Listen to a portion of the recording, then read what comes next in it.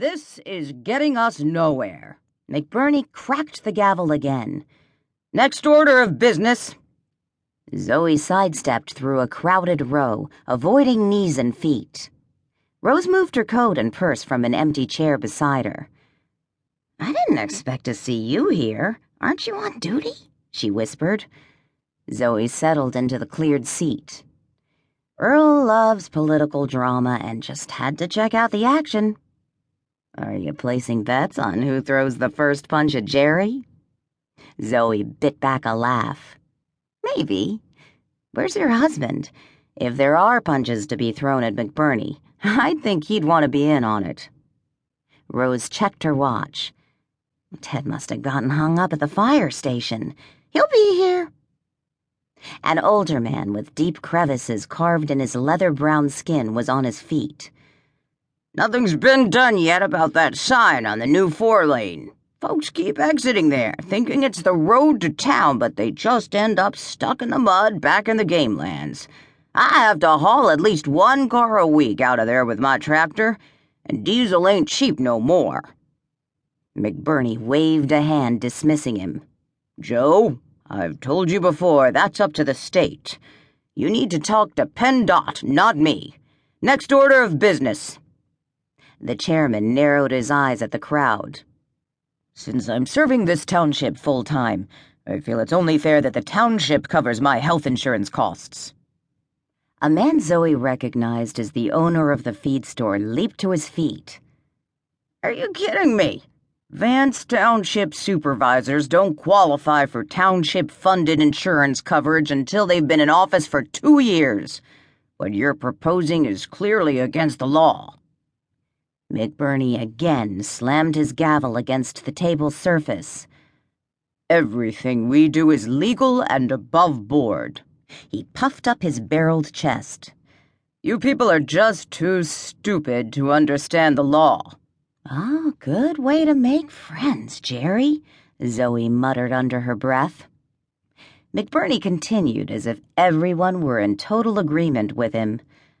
"I move that we waive the 2-year service requirement for the chairman to receive health coverage from the township insurance providers." "I second the motion," said Matt Dokes, the supervisor seated next to McBurney, although the crowd all but drowned him out. "I have a second. All in favor," McBurney said. "Aye," said McBurney and Dokes. "Opposed?" "Nay," said Howard Rankin, the third supervisor. "Motion carries." McBurney shouted over the protests of the residents. "Terrific," Rose huffed. "Anymore, it's not if he's going to pull something at each meeting, it's more a matter of what he's going to pull."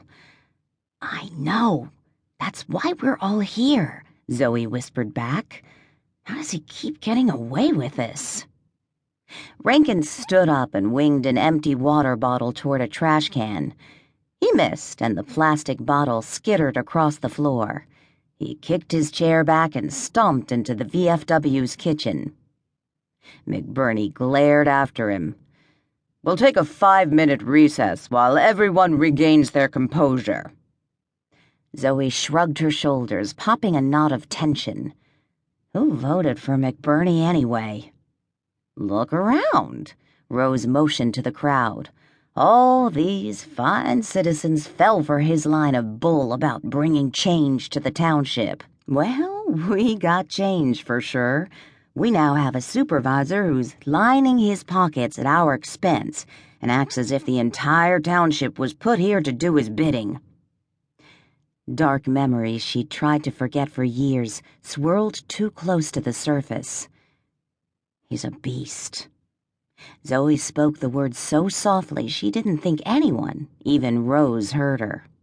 But the look Rose gave her indicated otherwise. You would know. The room quieted except for the creak and scrape of folding chairs as some folks moved to gather in small groups. Others remained in their seats, fuming in silence. McBurney shuffled through a pile of papers on a table in front of him. Zoe forced her thoughts onto a different path. How are the kids? Allison hasn't called me for a riding lesson in over